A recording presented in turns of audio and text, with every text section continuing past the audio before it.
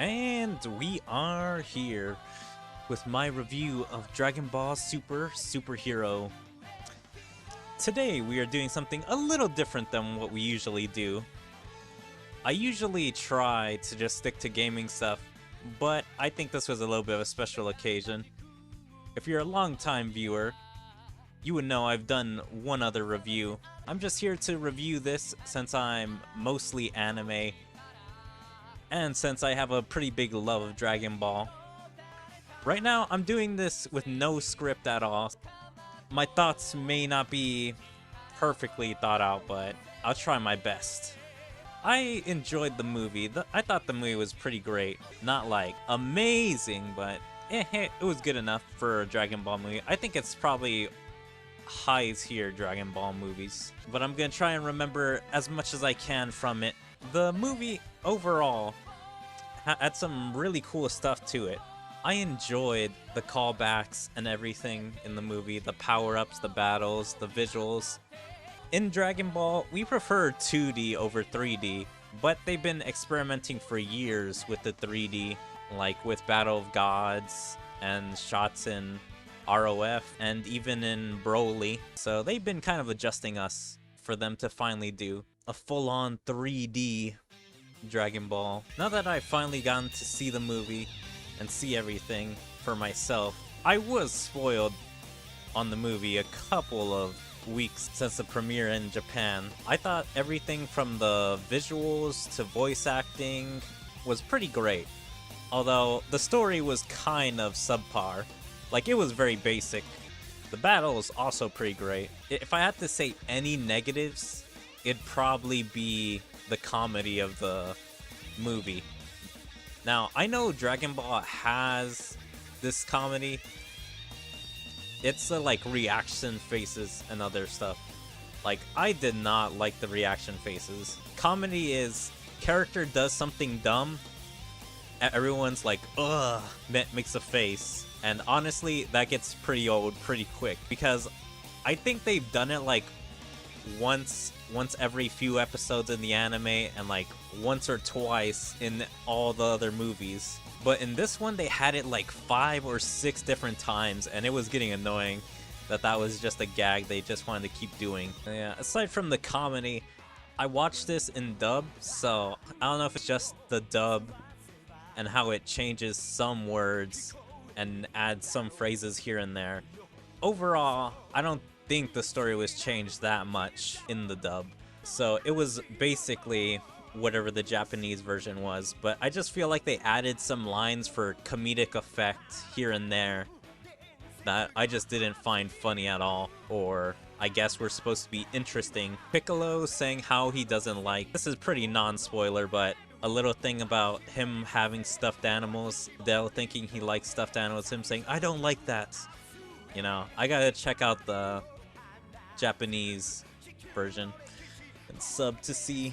But aside from that, those are like my 2 biggest gripes, the things I don't like. I would say overall the plot is pretty basic. It's just the Red Ribbon Army planning to take out all the Z fighters and Piccolo countering like literally every single thought they had. Now, I'm not gonna say how, but he counters them by having some of the other people come in to help. In the trailer, you can see who comes in to help. Aside from the basic plot elements, I would say overall, those are my negatives. I really like the bonding between Piccolo, Pan, and Gohan. All 3 of that made extraordinary like development on their side. The father and son and daughter and father, and I guess like daughter and uncle, niece and uncle. I don't know what you want to consider Piccolo. Overall, I think this is one of the best Dragon Ball movies structure-wise,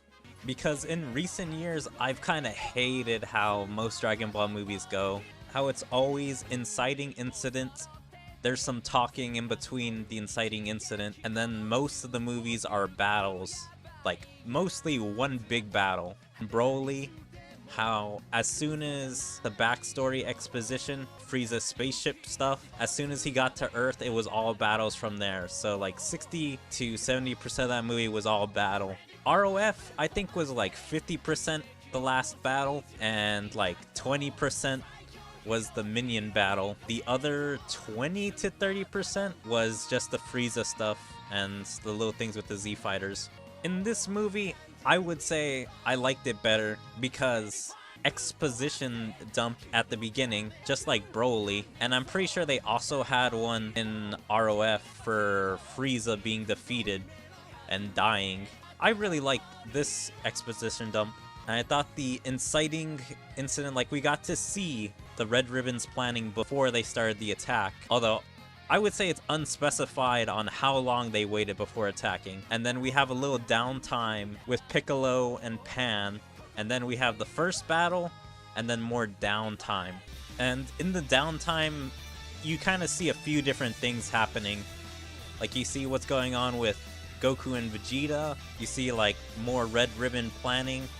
You see what Piccolo is doing, and you kind of see a bit of what Gohan's doing. You see what most of the main players are doing, and then it's the final battle, which I think the final battle only takes the last 1/3 and maybe like only 40% of the movie.